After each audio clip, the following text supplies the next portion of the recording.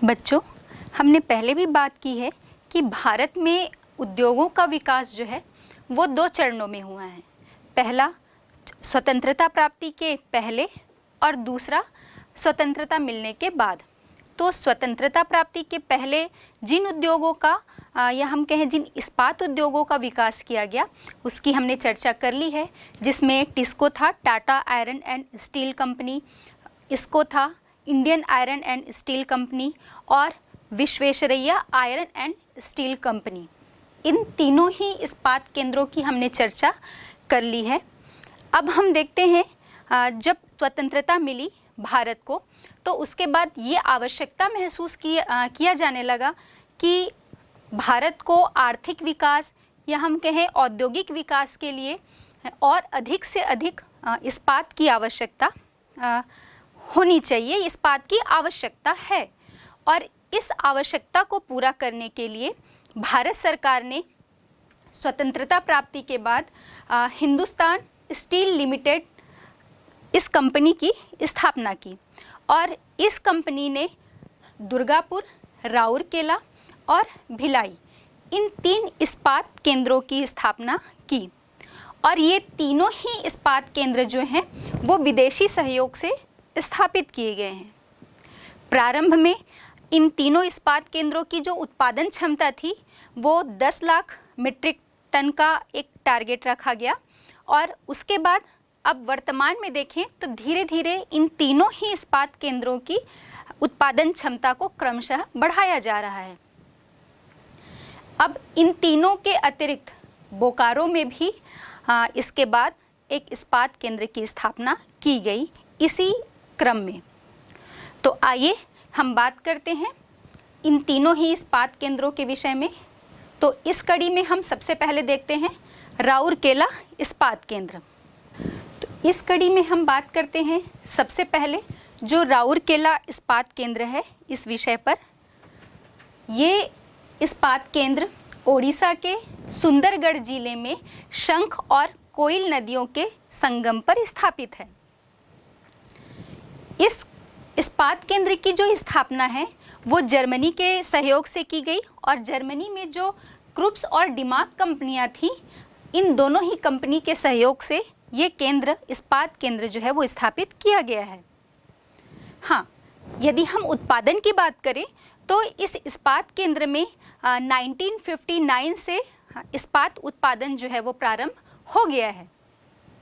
अब उत्पादन के बाद हम देखते हैं कि इसकी क्षमता, तो पहले भी हमने चर्चा की थी कि ये जो 3 इस्पात केंद्र स्थापित किए गए हैं इन सभी का जो लक्ष्य है वो 10 लाख मीट्रिक टन का रखा गया था।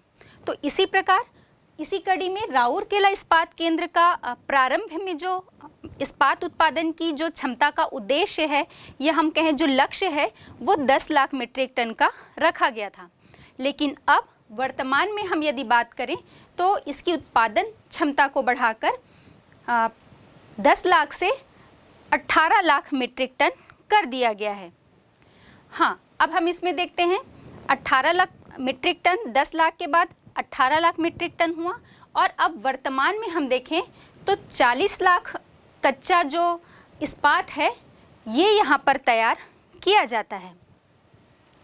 अब उत्पादन की कौन कौन सी वस्तुएं जो हैं ये इस इस्पात केंद्र में उत्पादित की जाती हैं, तो उसमें प्रमुख रूप से हम यदि बात करें तो चपटे आकार की जो वस्तुएं हैं, विभिन्न प्रकार की जो प्लेटें हैं, इस्पात की चादरें हैं, ये मुख्य रूप से इस केंद्र में उत्पादित की जाती हैं। इसके बाद हम ये देखते हैं, जैसा हम पहले भी चर्चा कर चुके हैं कि कोई भी उद्योग स्थापित होता है तो वहाँ पर उस उद्योग की स्थापना के लिए जो हम ये कहें कि उसके सहायक सोर्स या साधन या फैक्टर्स ये वहाँ पर उपस्थित होने चाहिए, तभी कोई उद्योग जो है वो उचित प्रकार से विकास कर सकता है। तो हम बात करते हैं राउरकेला इस्पात केंद्र जो है इसकी यहाँ पर इस क्षेत्र में स्थापना के कौन कौन से महत्वपूर्ण कारक हैं जिसके कारण ये लगातार विकास की गति को प्राप्त कर रहा है। तो सबसे पहले जैसा हमें पता है कि भाई लोहा इस्पात उद्योग के लिए कोई भी उद्योग के लिए कच्चा माल जो है एक महत्वपूर्ण कारक होता है। तो लौह इस्पात उद्योग के लिए हम सबसे पहले देखते हैं कच्चा माल लोहा है, या हम लौह अयस्क की बात करें तो लौह अयस्क इस इस्पात केंद्र को कहाँ से मिलता है, तो ये सुंदरनगर और क्योंझर जिले से प्राप्त किया जाता है। और ये दोनों ही क्षेत्र जो है वो राउरकेला से हम देख पा रहे हैं कि लगभग 77 किलोमीटर की दूरी पर स्थित हैं, जो राउरकेला से बहुत दूर नहीं है। इसके बाद हम कोयला देखते हैं, तो कोयला जो है वो लगभग 320 किलोमीटर दूरी पर स्थित झरिया, बोकारो, कोरबा और तालचेर इन प्रमुख केंद्रों से ऊर्जा के लिए कोयला जो है मंगाया जाता है। इसके बाद हम जल की बात करें, क्योंकि हमें पता है कि लौह इस्पात केंद्र में जो कच्चा माल लौह अयस्क होता है उसे धोने के लिए पर्याप्त मात्रा में जल की आपूर्ति होनी आवश्यक है। तो इस इस्पात केंद्र को जल जो है, ये आपने नाम सुना ही है, हीराकुंड बांध, तो हीराकुंड बांध से पर्याप्त मात्रा में जल विद्युत भी इसे प्राप्त हो जाता है। जल के साथ साथ उस बांध से जो जल विद्युत उत्पादित की जाती है वहाँ से जल विद्युत भी से प्राप्त होता है। अब हम बात करें चूने का पत्थर और डोलोमाइट, तो चूने का पत्थर जो है वो बीरमित्रपुर और हाथीवाड़ा तथा पानपाश, ये तीनों ही खानों से इस इस्पात केंद्र को चूना पत्थर मिल जाता है, जो यहाँ से लगभग 24 किलोमीटर की दूरी पर स्थित हैं। और इसके बाद डोलोमाइट की हम बात करें तो डोलोमाइट जो है वो पास ही स्थित बड़द्वारा से मिल जाता है।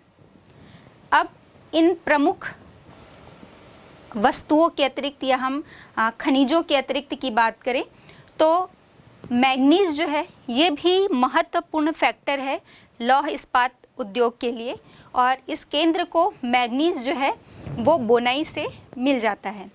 इसके बाद हम देखते हैं राउरकेला जो है वो आपके कोइल और ब्राह्मणी नदियों के किनारे ही स्थित है, या हम कहें इन दोनों नदियों के संगम पर स्थित है, जिससे इस केंद्र को पर्याप्त मात्रा में जल की आपूर्ति होती है।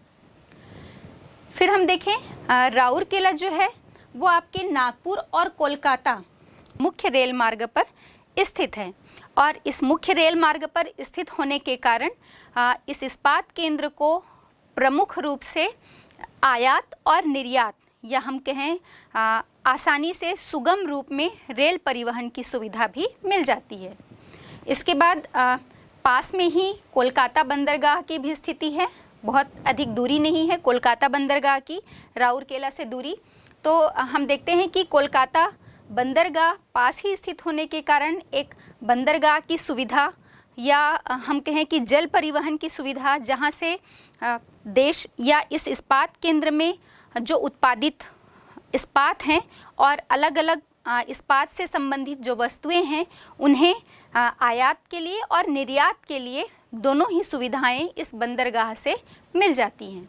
और साथ ही साथ ये कोलकाता का जो पृष्ठभूमि क्षेत्र है, पृष्ठ क्षेत्र की जब हम बात कर रहे हैं तो ये बहुत धनी क्षेत्र भी है और साथ ही साथ एक सघन जनसंख्या वाला प्रदेश है। तो इस पृष्ठ प्रदेश से इस इस्पात केंद्र को एक अच्छा बाजार भी जो है वो उपलब्ध हो जाता है। तो ये प्रमुख फैक्टर्स हैं या कारक हैं जो इस इस्पात केंद्र के विकास में सहायक हैं। अब हम दूसरा देखते हैं भिलाई या भिलाई इस्पात संयंत्र। बच्चों, इस नाम से तो आप भली भांति से परिचित हैं। भिलाई इस्पात संयंत्र जो है वो आपके छत्तीसगढ़ राज्य के दुर्ग जिले में स्थापित है और इसका जो निर्माण है वो 1957 में किया गया है और ये तत्कालीन जो सोवियत संघ है उसके द्वारा या हम कहें कि उसकी सहायता से ये इस्पात संयंत्र जो है वो स्थापित किया गया।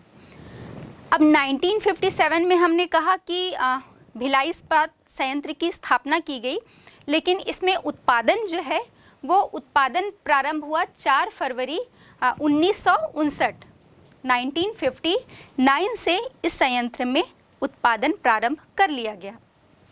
हम देखते हैं, अभी हमने बात भी की कि इसकी स्थिति जो है वो छत्तीसगढ़ राज्य के दुर्ग जिले में है और जैसा कि राउरकेला में भी देखा तो ये हिंदुस्तान स्टील लिमिटेड कंपनी के द्वारा स्थापित दूसरे क्रम का जो है इस्पात संयंत्र है और इस संयंत्र में भी प्रारंभ में उत्पादन क्षमता जो है वो 10 लाख मीट्रिक टन ही रखी गई थी।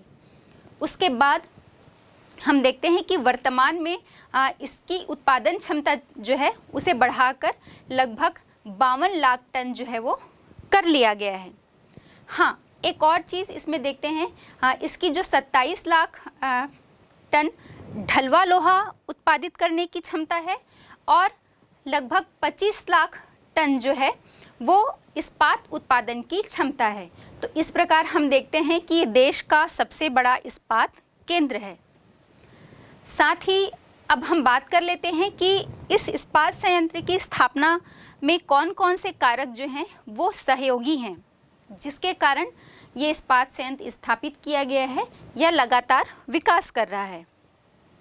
तो इसमें भी हम पहले देखते हैं लौह अयस्क की बात करें तो लौह अयस्क जो है वो भिलाई से लगभग 80 किलोमीटर की दूरी पर दक्षिण में हमारा दल्ली राजहरा स्थित है और इस दल्ली राजहरा की खदानों से, लौह खदानों से इस क्षेत्र को उत्तम किस्म का हेमेटाइट लौह अयस्क जो है वो मिल जाता है।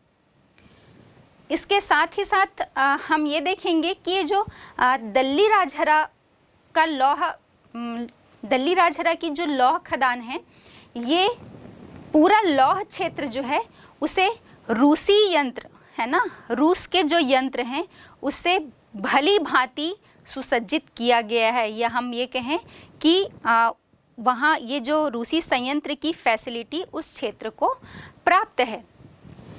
इसके बाद हम देखते हैं झारखंड की जो बोकारो है, ये हम बात करें कारगली और झरिया और साथ ही साथ कोरबा की जो कोयला खदानें हैं, यहाँ से इसे पर्याप्त मात्रा में कोयले की प्राप्ति होती है।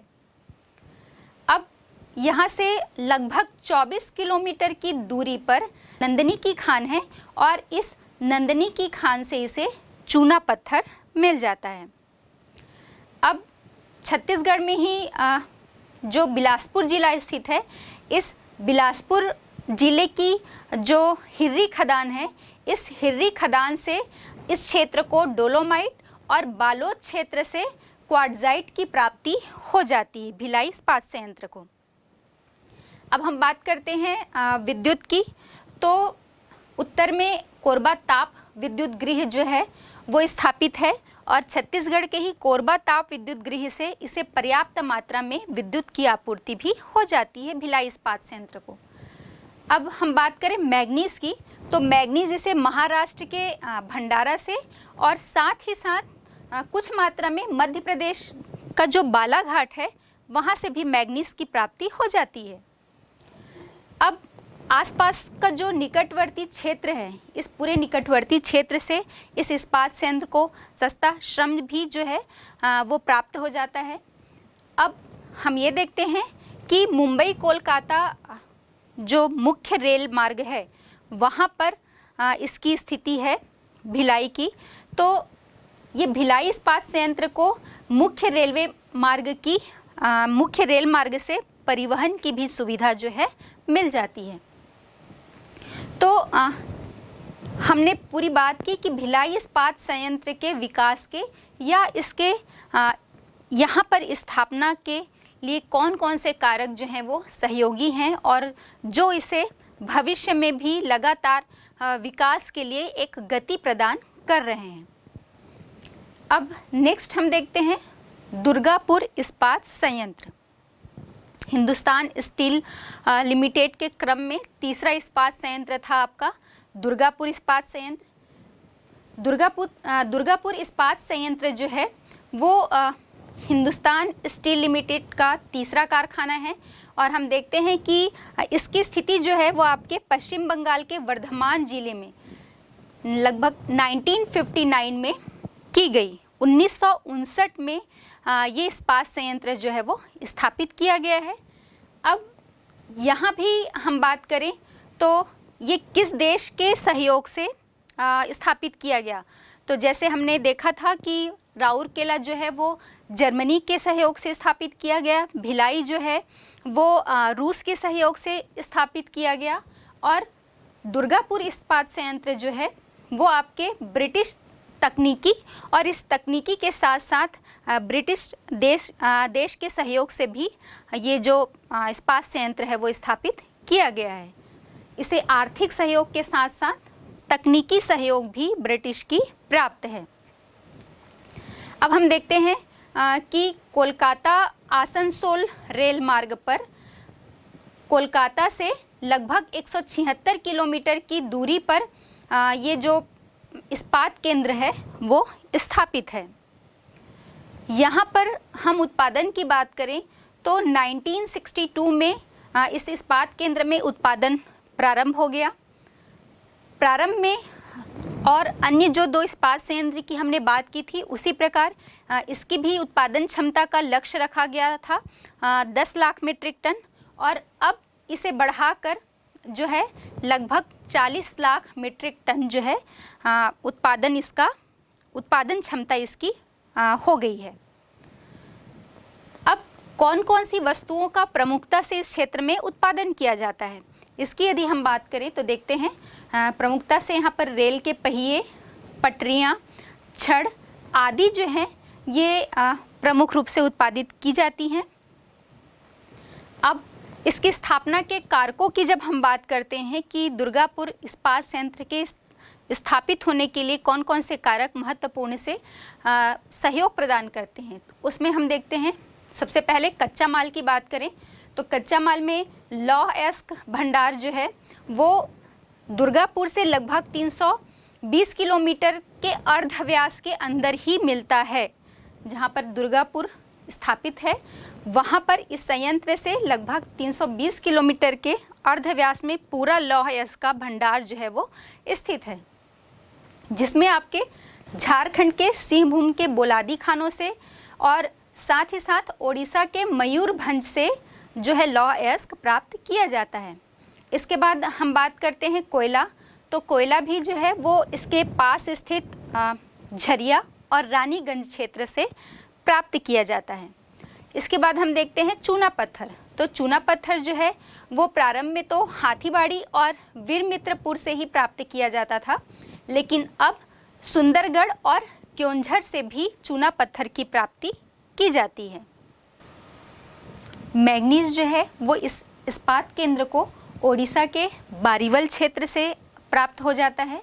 साथ ही डोलोमाइट जो है वो वीरमित्रपुर से, और आसपास के जितने भी जो निकटवर्ती क्षेत्र हैं सघन जनसंख्या के क्षेत्र होने के कारण इसे सस्ता श्रम भी वहाँ से प्राप्त हो जाता है। दुर्गापुर इस्पात संयंत्र जो है इसे जल की आपूर्ति दामोदर नदी पर दुर्गापुर बैराज बनाया गया है, यहाँ से पर्याप्त मात्रा में जल की आपूर्ति हो जाती है।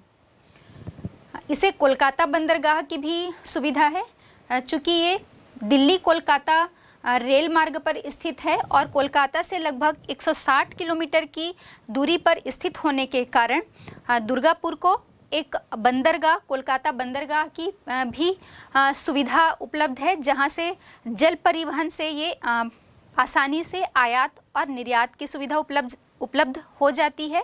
और साथ ही साथ दिल्ली कोलकाता रेल मार्ग पर स्थित होने के कारण इसे सुगम रेल परिवहन की भी सुविधा प्राप्त है।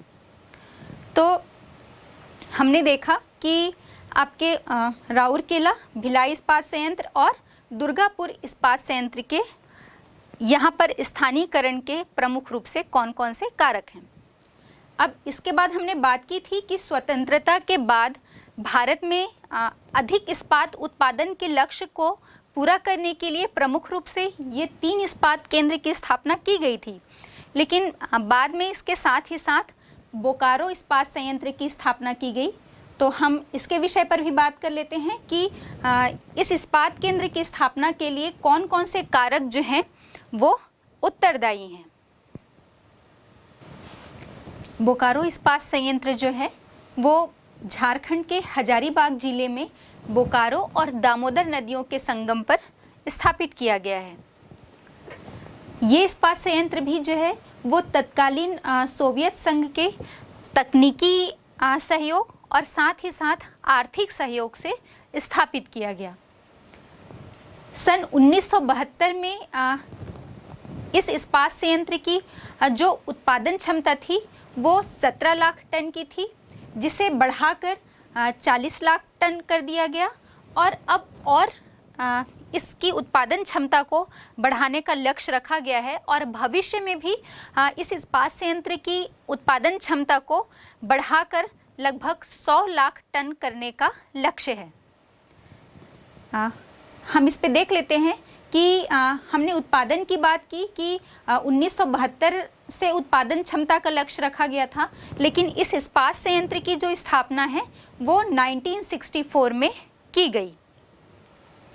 अब हम देखते हैं कि इस कारखाने में पूरे विश्व भर की जितनी भी आधुनिकतम तकनीक है, इन सभी आधुनिकतम तकनीक के प्रयोग का प्रावधान बोकारो इस्पात संयंत्र में करने का लक्ष्य रखा गया है।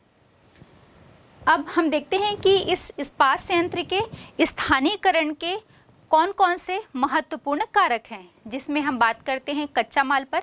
तो कच्चा माल के रूप में लौह अयस्क जो है वो बोकारो से लगभग 250 किलोमीटर की दूरी पर ओडिशा के जो लौह क्षेत्र हैं या हम कहें लौह अयस्क क्षेत्र हैं, वहाँ से प्राप्त किया जाता है। फिर लगभग 65 किलोमीटर की दूरी पर स्थित जो झरिया और बोकारो कोयला क्षेत्र हैं, यहाँ से इसे कोयले की प्राप्ति हो जाती है। अब पास में ही जो दामोदर नदी पर, दामोदर घाटी पर हम कहें, यहाँ से दामोदर घाटी से इसे सस्ती जल विद्युत की आपूर्ति भी हो जाती है। चूना पत्थर की बात करें तो झारखंड के पलामू जिले से इसे चूना पत्थर मिल जाता है और साथ ही साथ अब भावनापुर और डाल्टनगंज से भी चूना पत्थर की आपूर्ति होती है।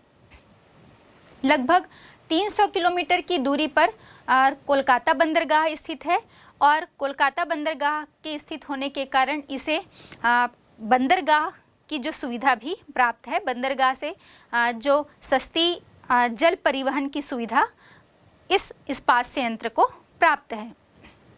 इन सभी के अतिरिक्त तो कुछ अन्य इस्पात केंद्र भी जो हैं भारत सरकार के सहयोग से स्थापित किए गए हैं, जिसमें एक और हम बात करते हैं विशाखापट्टनम इस्पात संयंत्र की।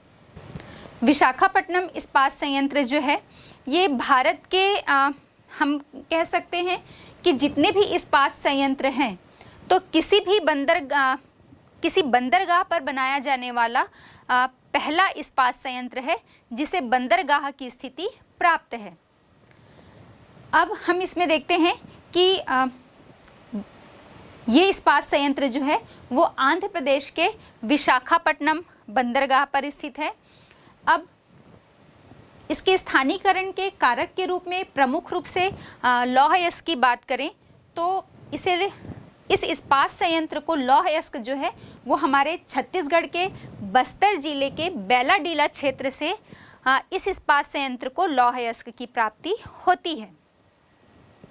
इसके साथ ही हम देखते हैं कि इस इस्पात संयंत्र का जो विकास है वो 2 चरणों में पूरा किया गया है।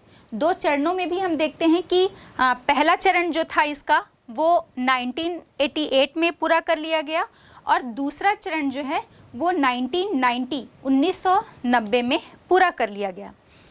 प्रत्येक में हम ये कहें कि प्रत्येक चरण में जो उत्पादन क्षमता का लक्ष्य निर्धारित किया गया था वो लगभग 15 लाख टन इस्पात उत्पादन का लक्ष्य रखा गया था। हमने बात की थी कि ये भारत के किसी बंदरगाह पर स्थित होने वाला पहला इस्पात संयंत्र है। तो बंदरगाह पर स्थित होने के कारण इस इस्पात संयंत्र को बंदरगाह से कोकर कोयला और अन्य सामग्री भी आयात करने की सुविधा प्राप्त हो जाती है। तो ये प्रमुख फैक्टर्स हैं जो विशाखापट्टनम इस्पात संयंत्र के विकास के लिए प्रमुख रूप से उत्तरदायी हैं। हमने बात की कि हमारे देश में प्रमुख रूप से कौन कौन से इस्पात केंद्र जो हैं वो संचालित किए जा रहे हैं। अब हम देखते हैं कि इन पूरे इस्पात केंद्रों को बहुत सारी समस्याओं का सामना करना पड़ता है जो इसके विकास में एक बाधा के रूप में कार्य करते हैं। तो कौन कौन सी समस्याएं जो हैं वो प्रमुख हैं इस्पात उद्योग के सामने। तो इसमें 4 प्रमुख समस्याएं हैं, जिसमें पूंजी की कमी, स्वदेशी तकनीक की कमी, तीसरा कोकर कोयले की कमी और चौथा परिवहन की कमी। इन चारों पॉइंट्स को हम एक एक करके समझ लेते हैं। सबसे बड़ी समस्या जो है इस इस्पात केंद्र के सामने वो पूंजी की कमी है। बच्चों, हम सभी को पता है कि लोहा इस्पात उद्योग जो है वो एक आधारभूत उद्योग है और भारत में जितने भी अन्य विकास कार्यक्रम जो हैं वो संचालित किए जा रहे हैं, इन सभी विकास कार्यक्रमों की भांति ही इस उद्योग को भी अनेक समस्याओं का सामना करना पड़ रहा है और इन समस्याओं में प्रमुख रूप से पूंजी की कमी है।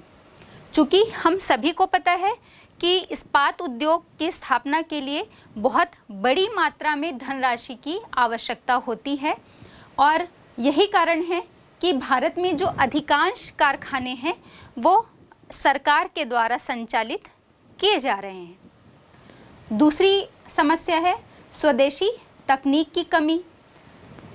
भारत के जितने भी लौह इस्पात केंद्र हैं उनमें स्वदेशी तकनीक की कमी जो है वो एक प्रमुख बाधा के रूप में रही है, क्योंकि हमारे देश में ही निर्मित या हम कहें कि स्वदेशी तकनीक की बहुत बड़ी कमी जो है वो महसूस की जाती है और हमारे जितने भी इस्पात केंद्र जो हैं संचालित किए जा रहे हैं और उसमें भी हमने अभी देखा कि प्रमुख रूप से जो राउरकेला है, दुर्गापुर और भिलाई इस्पात संयंत्र, इसके अतिरिक्त बोकारो भी, ये सभी इस्पात केंद्र जो हैं वो विदेशी तकनीक और आर्थिक सहायता के साथ जो है वो संचालित किए जाते हैं। तो बच्चों, जब हम अपने देश में संचालित उद्योग को दूसरे देश की तकनीक की सहायता से चलाएंगे तो उस तकनीक को अपने देश में मंगाने के लिए हमें खर्च तो वहन करना ही पड़ेगा और उसकी लागत भी अधिक आएगी। तो यही कारण है कि जब हम विदेशी तकनीक को आयात करके अपने उद्योग को उनके द्वारा संचालित कर रहे हैं तो ये हम पर भारी पड़ रही है। तो इससे बेहतर ये होगा कि हम अपने देश में ही ऐसी उच्च तकनीक को अपनाएं या उसे और ज़्यादा से ज़्यादा प्रोत्साहन दें और बढ़ावा दें, जिससे हमें विदेशों या अन्य देशों से इस तकनीक को आयात ना करना पड़े। और जब हम विदेशी तकनीक को आयात नहीं करेंगे, अपने ही देश में इस तकनीक को ज़्यादा से ज़्यादा बढ़ाएंगे और अनेक जो उच्च तकनीक का प्रयोग करना सीख लेंगे, तो ये जो हम आयात कर रहे हैं उसकी लागत जो है वो कम हो जाएगी। और अभी वर्तमान समय में हम देख रहे हैं इन तकनीकों को आयात करने से ही इन लौह इस्पात केंद्रों की जो लागत है वो ऑटोमेटिक बढ़ जाती है। और इसके पहले भी हमने बात की कि इस इस्पात केंद्रों की या लौह इस्पात उद्योग की भारत में प्रमुख समस्या जो है वो पूंजी की कमी है और जब हम इन तकनीक को आयात कर रहे हैं तो ये पूंजी की कमी जो है वो ये समस्या और भी अधिक बढ़ जाती है। तीसरा हम देखते हैं कोकर कोयले की कमी। बच्चों, हमारे देश में लोहा जो है या हम कहें लौह अयस्क, ये तो पर्याप्त मात्रा में हमें मिल जाता है। इसके पर्याप्त भंडार हमें हमारे देश में मिलते हैं, लेकिन इस उद्योग में जो संचालित किए जाने वाला कोकर कोयला है, इसकी कमी हमें देखने को मिलती है। तो लौह इस्पात उद्योग में जो कोकर कोयला प्रयोग किया जाता है, ये हमारे देश में इसकी बहुत कमी है और इसे हम अन्य देशों से मंगाते हैं। तो जब अन्य देशों से आयात कर रहे हैं तो जिस प्रकार विदेशी तकनीक को आयात करने पे हमें अधिक लागत आ रही है, उसी प्रकार जब हम कोकर कोयले को भी दूसरे देशों से आयात करते हैं तो हमें इसमें अधिक खर्च का भार जो है वो बढ़ जाता है। तो और हम ये देख रहे हैं कि लगातार हमारे देश में नए नए इस्पात केंद्र या लौह इस्पात कारखाने जो हैं वो खोले जा रहे हैं या इनके खोलने की और योजनाएं जो हैं वो बनाई जा रही हैं। तो जब और अधिक मात्रा में ये इस्पात केंद्र खुल जाएंगे तो और कोकर कोयले की जो कमी है वो और भी अधिक बढ़ जाएगी। इन सब के अतिरिक्त हम देखते हैं परिवहन की कमी। इस उद्योग में जो प्रयोग होने वाला कच्चा माल है वो लौह अयस्क है, और हमने बात भी की थी कि लौह इस्पात उद्योग जो है वो एक भारहास उद्योग होता है। मतलब जब इसमें जो कच्चा माल प्रयोग किया जाता है इसका वजन अधिक होता है, और जब इससे हम माल तैयार करते हैं तो तैयार माल का वजन कम होता है। तो नेचुरली है कि जब हम कच्चा माल दूसरी जगह से मंगा रहे हैं तो उसमें हमको अधिक लागत वहन करना पड़ रहा है, तो अधिक लागत आती है। और साथ ही हम देखते हैं कि हमारे देश में जितने भी इस्पात केंद्र हैं उन्हें जो कच्चा माल है वो इन कच्चे माल को रेल परिवहन की सहायता से मंगाते हैं, रेलों के द्वारा मंगाया जाता है। तो जब ये रेल से मंगाते हैं तो रेल परिवहन में ये अपेक्षाकृत जो है वो थोड़ा महंगा होता है, या हम कहें कि इसका खर्च जो है वो अधिक आता है। और साथ ही साथ हम अपने देश में देखते हैं कि इंजन और रेल के डिब्बे की भी बहुत बड़ी समस्या हमारे देश में है। अब हम ये देखते हैं कि रेल परिवहन की अपेक्षाकृत जल परिवहन जो है वो सस्ता पड़ता है, लेकिन हमारे देश में जल परिवहन की उतनी पर्याप्त सुविधा नहीं है। आंतरिक जल परिवहन भी बहुत अधिक विकसित अवस्था में नहीं है, और जितने भी जो इस्पात केंद्र हैं उसमें भी हमने देखा था कि जो एक विशाखापट्टनम इस्पात संयंत्र है वही देश का एक मात्र इकलौता ऐसा इस्पात संयंत्र है जिसे बंदरगाह की स्थिति प्राप्त है। तो इस कारण से सस्ते जल परिवहन की सुविधा भी हमें बहुत अच्छी तरह से इन इस्पात केंद्रों को नहीं मिल पाती है। तो ये प्रमुख समस्याएं हैं हमारे देश के जो लौह इस्पात उद्योग हैं उसके संदर्भ में। तो इन जितनी ये जो चारों समस्याओं की हमने बात की, इसका बहुत हद तक निराकरण करके हम अपने देश में लौह इस्पात उद्योग, या हम कहें इस आधारभूत उद्योग का जो विकास है उसकी इस विकास की गति को अभी वर्तमान से और अधिक ज़्यादा बढ़ा सकते हैं। तो बस ज़रूरत इस बात की है कि ये जो समस्याएं हैं, चाहे हम पूंजी की कमी की बात करें या स्वदेशी तकनीक के विषय पर बात करें, तो इन सभी को हम इसमें सुधार लाकर इस उद्योग को और अधिक बढ़ावा दिया जा सकता है, प्रोत्साहन दिया जा सकता है।